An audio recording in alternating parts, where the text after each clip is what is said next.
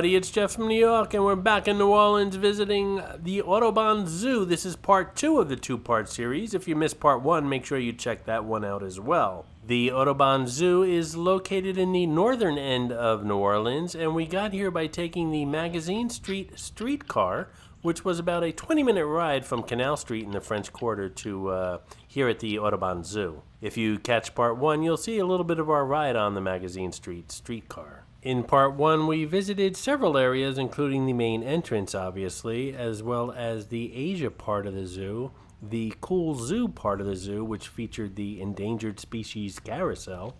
We visited the places where you can catch a bite and a drink here at the zoo. We visited the world of primates. And then we also visited the reptile encounter area also. And in this video, we're going to visit the Africa area, as well as the South American area, and the good old Louisiana swamp area. So this big bird in front of us, which I thought was a Australian ostrich, is actually an Australian emu. So I got the continent right, but the bird was incorrect. The emu is the second biggest bird in the world. The first would be the ostrich. And by the way, neither one of them can fly. So they have wings, they have feathers, and how frustrating is that? All dressed up and nowhere to fly.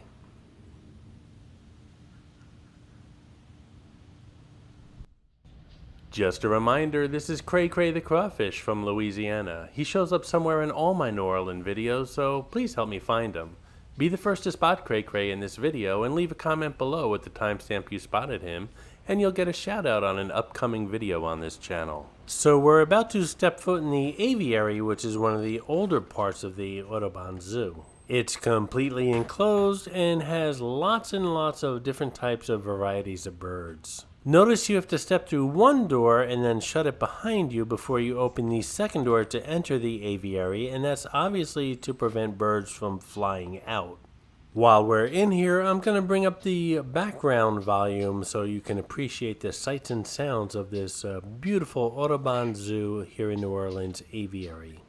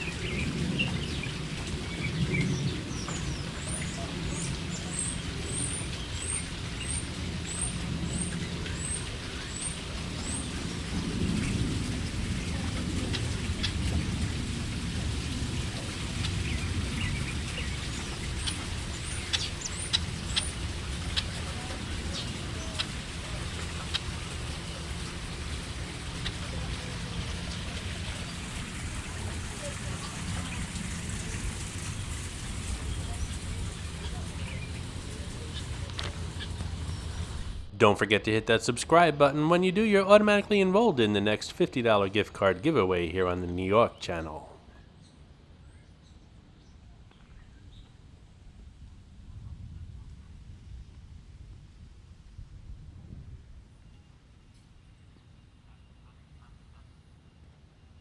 The sign says brown pelican, but I don't see one anywhere. Do you guys see anything? If you do, leave a comment below. If it was the lime green pelican or the magenta pelican, then we probably wouldn't have a problem. That looks like bamboo in front of us, and it looks like a lot of bamboo. Bamboo's pretty cool. It grows pretty much anywhere in the world, and it grows very fast and very dense. So if you plant a little bit by your house, you might come home one day and not find your house, because that's how quick and thick it grows. The maned wolf is the largest canid of South America. Its markings resemble those of foxes, but it's neither a fox nor a wolf. It's one of those rare exceptions that's the only species in the genus Chrysochon, meaning golden dog.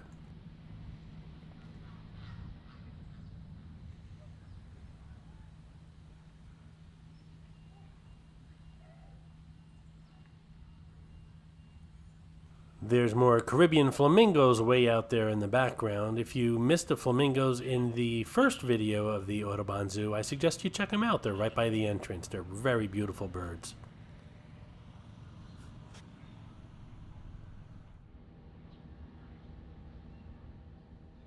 And now it's time for some turtle talk. Mommy, where are you? Mommy, where are you, Mommy? Mommy, where are you? Please, just leave me alone. I'm enjoying my bath time. I wandered off in the grass and then I almost got lost forever in this big pond. Oh, wishful thinking. Go play with the piranhas, honey. You know you're at the zoo when the sign says, "This way to jaguars and spider monkeys." You would never see that sign on the New Jersey Turnpike, or the airport, or the jungle for that matter of fact, only in a zoo.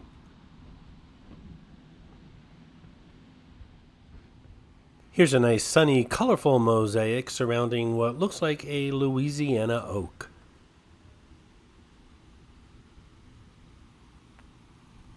Judging by the open spaces, the cottages, and the totem poles, and a real dead giveaway are the overhead lights, I'm saying this is an area for events and parties.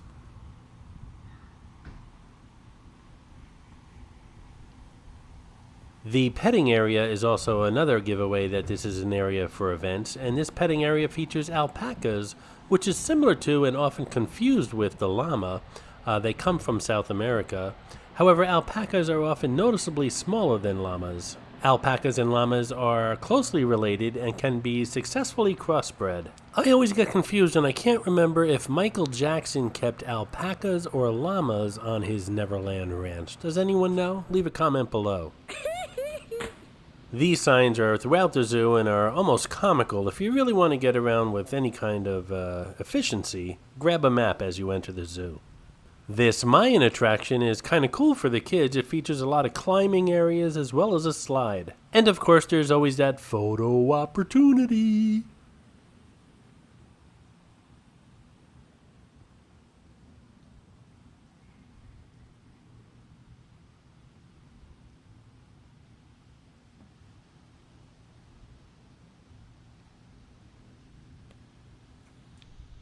This side with the snakes coming down the stairs kind of reminds me of Chichen Itza in Mexico, only about 100 times smaller, and the real one doesn't have handrails.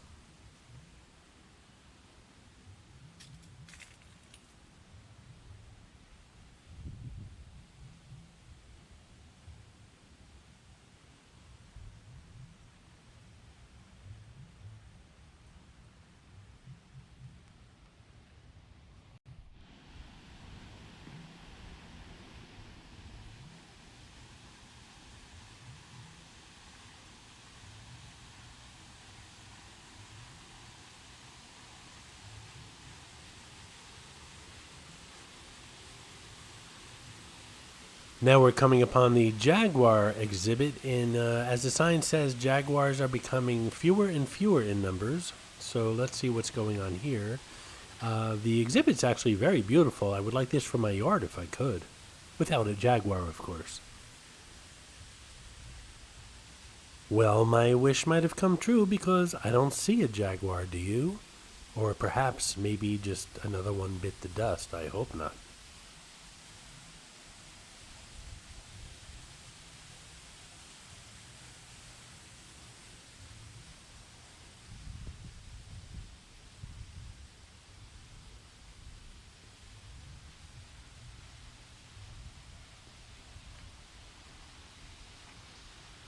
Hello? Here, kitty, kitty, kitty. There he or she is, taking a little cat nap.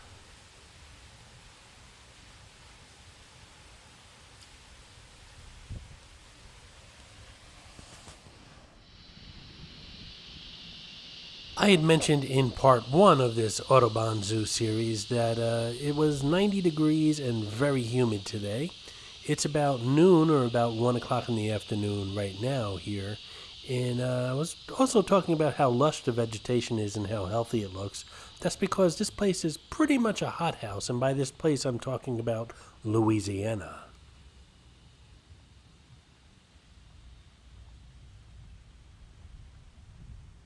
I had mentioned the Chichen Itza ruins back there in the playground, and the Chichen Itza ruins were originally built by the Mayans, and this sign actually verifies the fact that we are in the jungle kingdom of the Maya.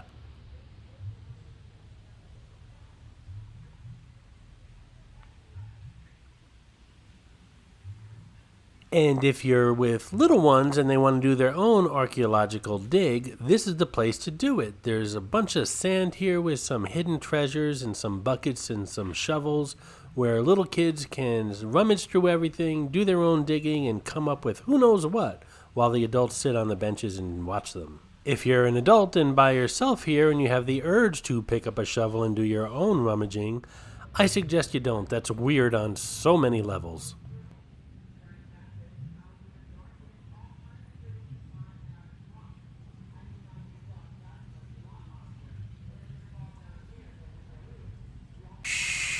Don't make any sudden movements or noises. Up ahead is the casual Homo sapien, and they'll run if anything frightens them.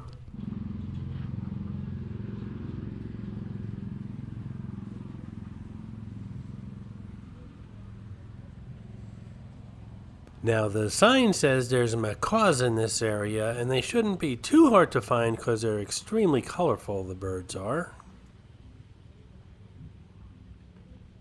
Can you spot any? I think I see a flash of red ahead.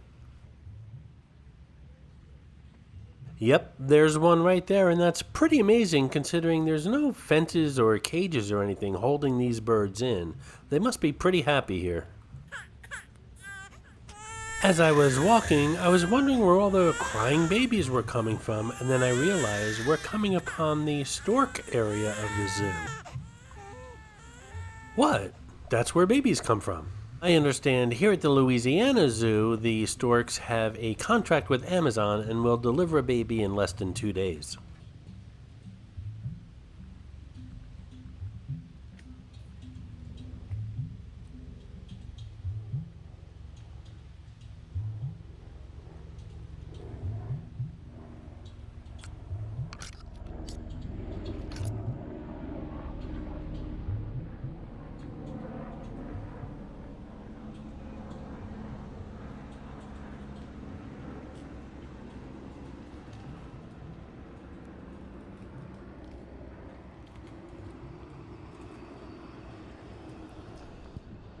Alrighty now, I think we're heading into the Louisiana swamp area.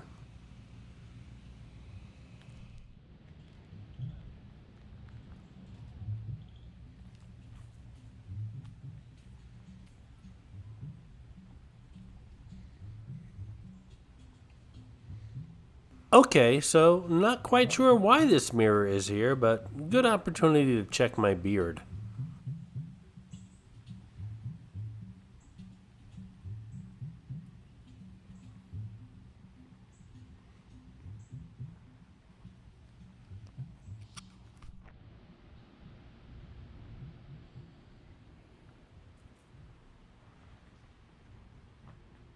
So, what is a swamp? Well, you can read the sign, but I'll let you know right away that it's lots of mud, lots of mosquitoes, lots of amphibious animals, as well as reptiles. Perfect place for a vacation, or maybe not.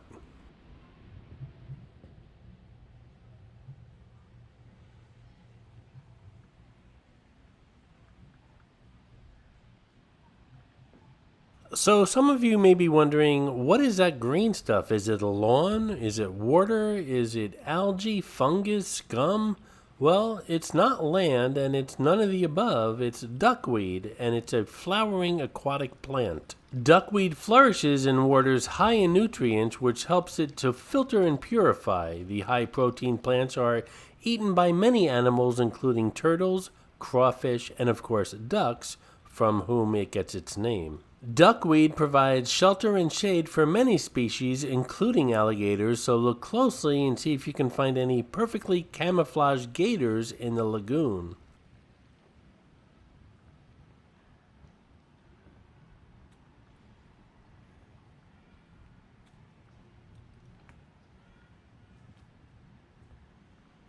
So there are in case of emergency signs on this walkway, so I'm thinking there might be actually some real gators in these waters here.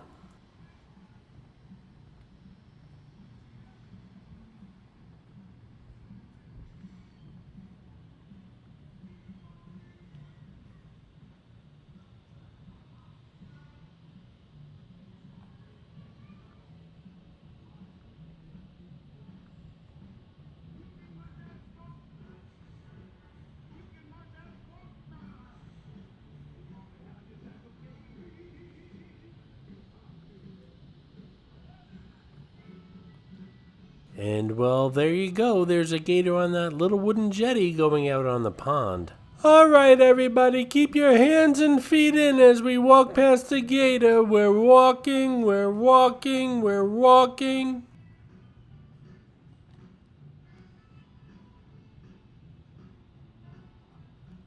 This looks like a cool place to catch a bite and do some souvenir shopping. Only the place to catch a bite is closed, so let's check out the souvenir shop.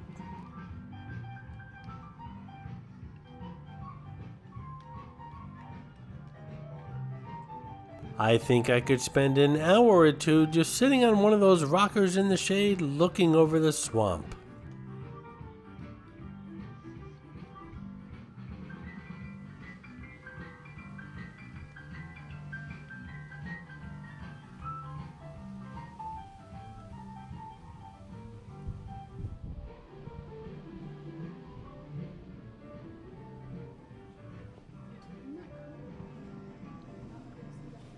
Ah, air conditioning.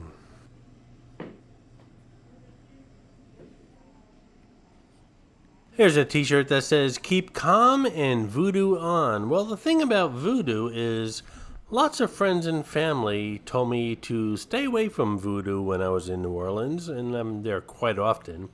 Actually, for those of you who want to know, Cray Cray the crawfish, who is my hidden mascot in these New Orleans videos, was actually going to be a voodoo doll initially, but I was told, bad mojo, stay away from voodoo, so I did. So now we're looking for Cray Cray the crawfish, not Vicky the voodoo doll. And here we have some live gators. I remember when I was a child, we were in Miami Beach, and I was with my family, and I purchased 2 alligators, and they actually shipped me 2 baby alligators in a little box to my home here in the Northeast. And I thought that was kind of odd, but I raised these alligators. I was about 10 years old. I raised them on hamburger meat, and they got big. They got really big in about 6 months, and I didn't know what to do with them, so I had to give them to a pet shop. So I guess the moral of the story is don't buy alligators if you don't know what to do with them after they get over a foot long. Now, mind you, this was a long time ago. Like I said, I was 10 years old, and I really don't think you can buy alligators through the mail anymore. At least I hope not. All right, the air conditioning was cool, so to speak, so let's get back out and explore more of the zoo. And here we have some otters. I love otters, and we saw some in part 1 of this Audubon Zoo series here, but if you watch my channel often and you see that I go to aquariums and stuff, I love otters and I love turtles. Otters are very sociable and extremely intelligent. This is just an example of a Louisiana swamp house.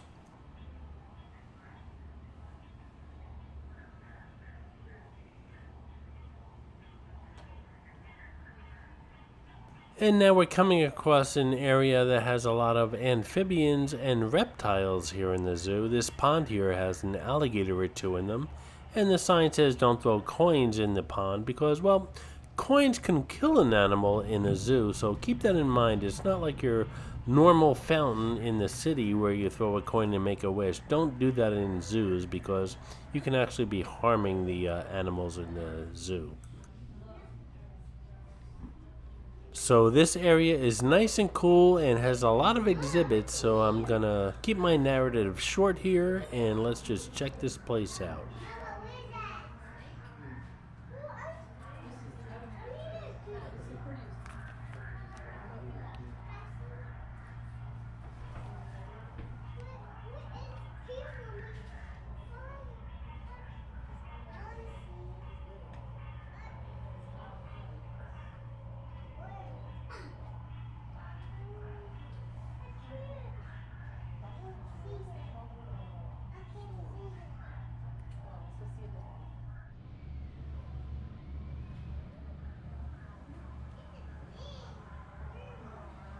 Some of these exhibits are very odd, but they're showing you what real-life Louisiana waterways look like underneath.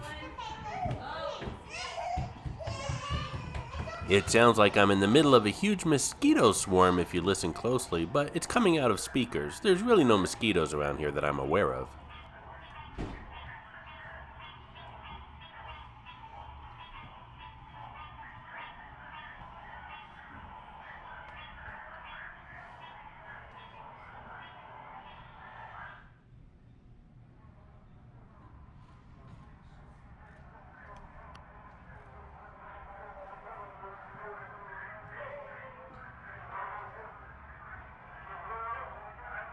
And here is the infamous Louisiana swamp monster. Real or fake, you decide.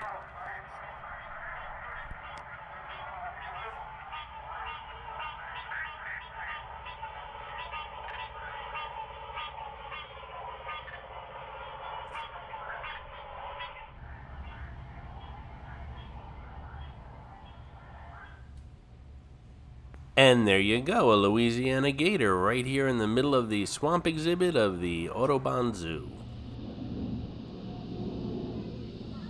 Some kind of exotic bird just standing next to me chilling out.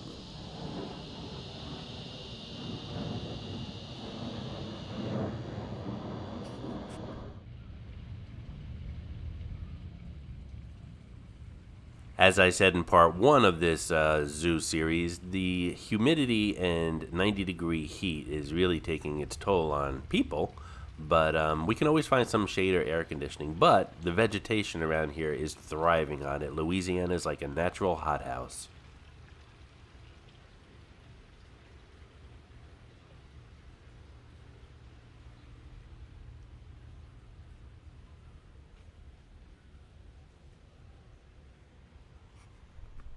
These little shacks in the backwoods, or back swamp, if you will, area that we're walking through is just a representation of some buildings you might find in the middle of the Louisiana swamp.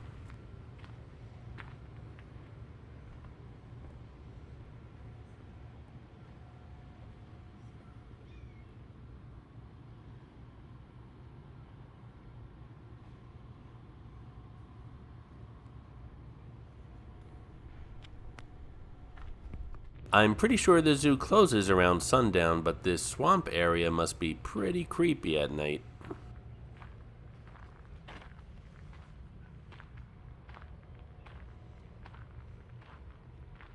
Here's a sign going over the history and the importance of the cypress tree, which is bountiful here in a Louisiana swamp and is part of a big industry here in Louisiana.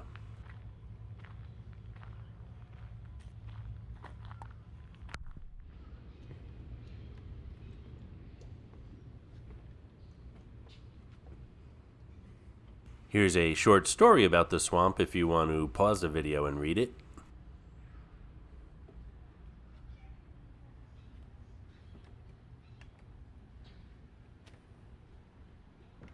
And what looks like just another swamp shack is actually a discovery area called the Pelicans Nest. Let's go inside and check it out.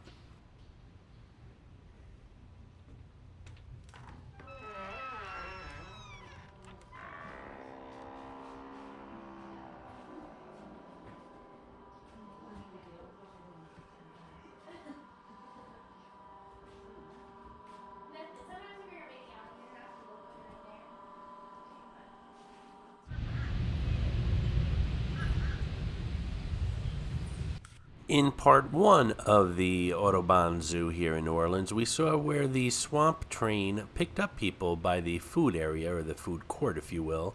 And this is where it drops them off, in the middle of the swamp area here at the zoo. This is the Swamp Train Depot. It's a great place to be picked up or dropped off if you just don't feel like walking that much. And here we have some tortoises, which are large and powerful and very good swimmers. They eat grasses, plants, and small invertebrate. I guess that would be things like worms and bugs. They are one of the oldest living animals on the earth. There's actually a tortoise in South Africa named Jonathan, who's 187 years old. It's not uncommon for them to go well over 100 years old. Jonathan, by the way, is the oldest living animal on earth. And here's another petting area inside the Audubon Zoo. We saw one in the first video, which I believe had alpacas in it. This one looks like it has a couple of different animals. It also looks like it's closed right now, probably getting ready to open once the crowds pick up. Which reminds me, I've yet to see a Chick-fil-A here in New Orleans.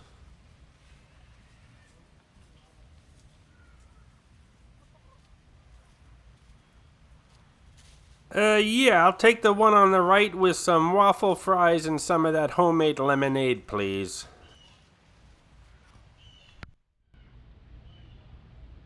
And here we have Twigga Terrace, home of the zoo's giraffes. Giraffes' diets consist mostly of leaves, which is why they have those long necks to reach up there. Giraffes also have very large hearts in proportion to the rest of their body, and they are the animal with the highest blood pressure on Earth. It's twice that of an average human, and I guess it takes all that pressure to get all the way up that neck to the brain. So next time someone tells you you're big-hearted, just look at them and say, well, not really.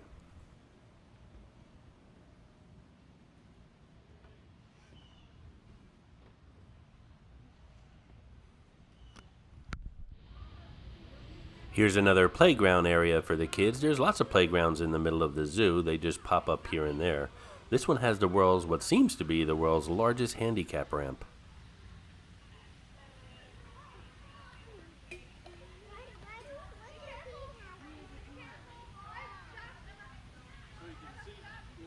Photo opportunity.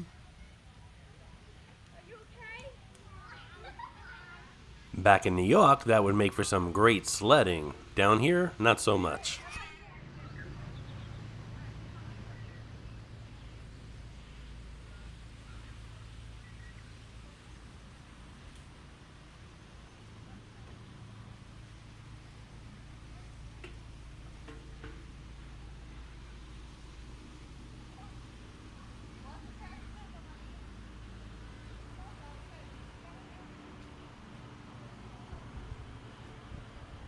Here we have a big lion behind some very strong reinforcements here at the zoo. It looks like it's enjoying the shade, and I'm going to assume it has plenty of water.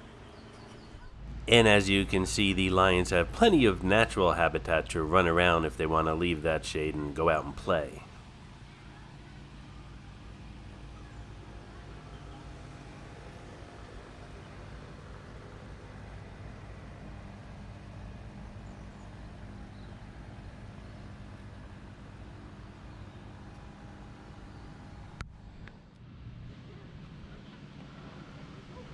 I don't think the Audubon Zoo here in New Orleans has a official duck exhibit, but it looks like these guys found a nice, comfortable home.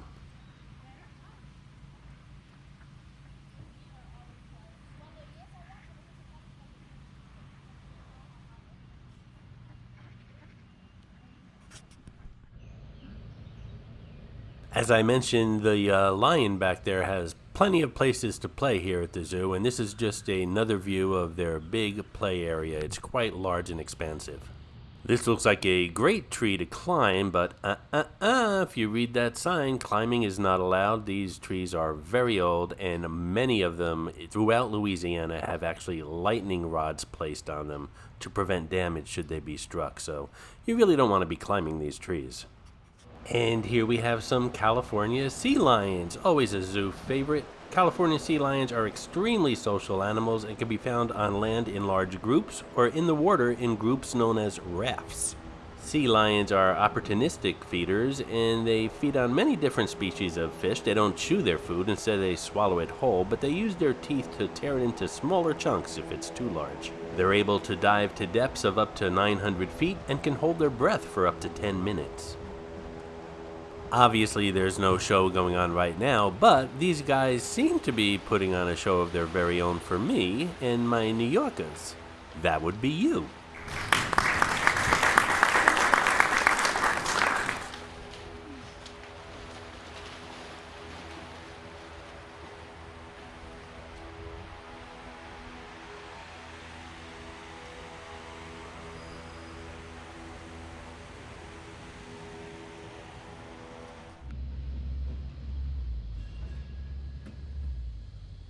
Even without the tail feathers, you can always spot a peacock.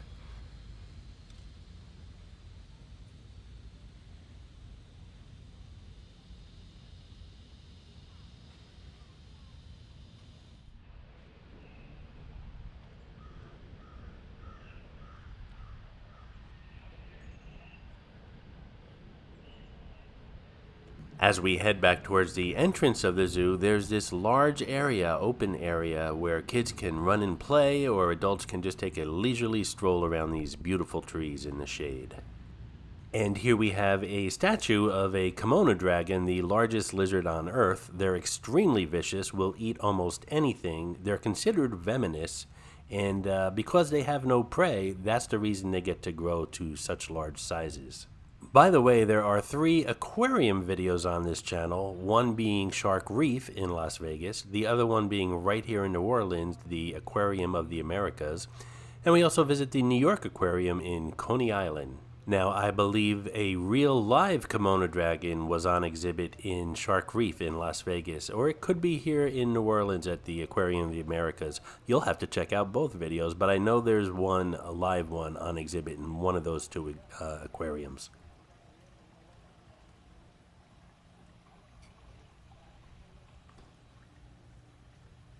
Here we have a false Giraffes exhibit. I hope I said that right. They're freshwater crocodiles. They don't attack humans. However, they have been known to eat the flesh of human corpses once they are dead. And now we just stepped inside. It's nice and cool in here for the reptile exhibit.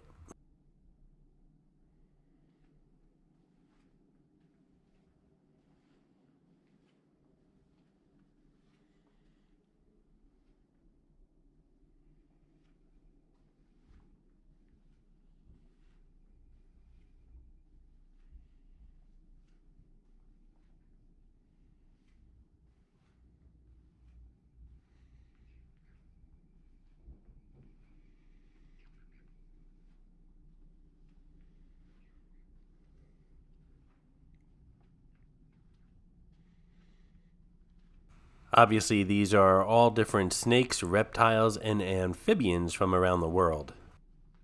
If you look very closely in this jungle setting, you'll see the rare Home Depot palm tree.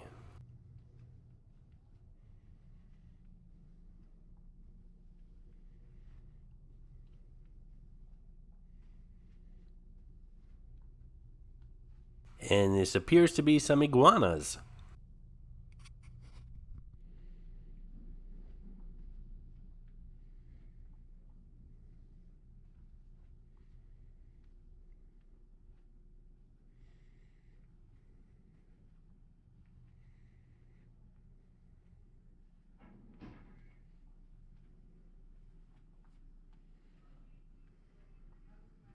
And now we check out the venomous reptiles. Okay, everybody, keep your fingers and your hands to yourselves here.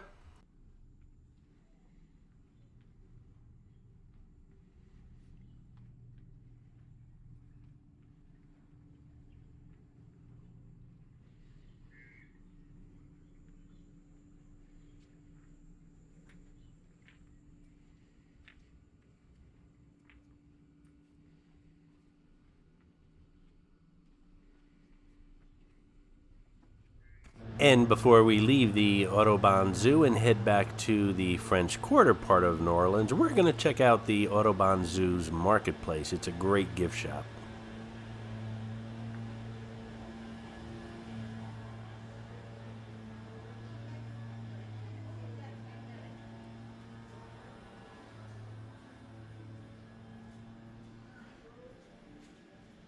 I'm not sure what I appreciate more here, all this cool stuff or the air conditioning. No, this isn't magnetic. No. Hi, how you doing? Good, how are you? I like how they merchandise their stuff. It's in areas just like the zoo. You have the African area, the reptile area, so on and so forth.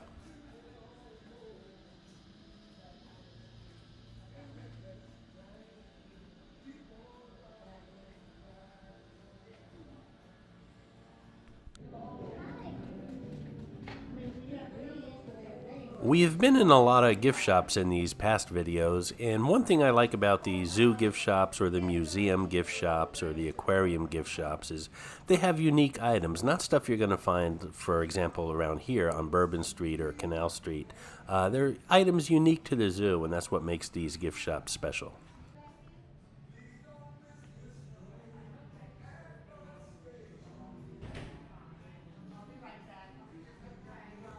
I hope you enjoyed this video, and if you did, please like, comment, ask some questions, and most importantly, subscribe by clicking on the button on the left. You can visit all of my New York videos by clicking on the top right, or check out my videos on other favorite places to visit by clicking on the bottom right. Thanks for watching, and I'll see you around the city.